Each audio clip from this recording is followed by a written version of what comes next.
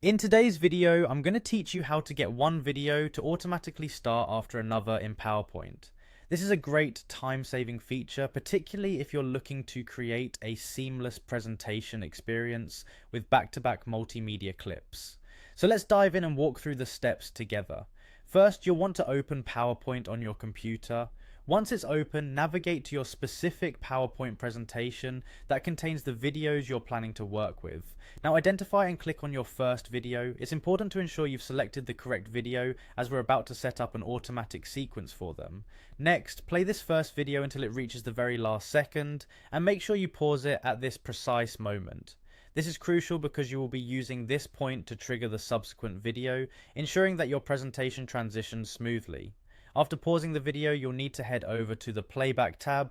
This tab houses many helpful tools, and right now we're interested in setting a marker. So at this stage, add a bookmark at the end of your first video. This bookmark will act as a signpost telling PowerPoint exactly when to initiate the next action in your sequence.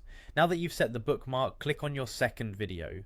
This is the video that you want to start automatically after the first one ends. With your second video selected, make your way to the animation tab. This is where we'll configure the timing for your videos to ensure they play consecutively without any manual input.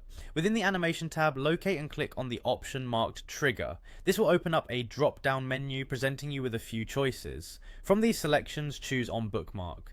By doing this, you're essentially setting a condition that the second video will not start until a specified bookmark is hit. The final step is to choose the bookmark you just set in your first video. Select it from the list presented.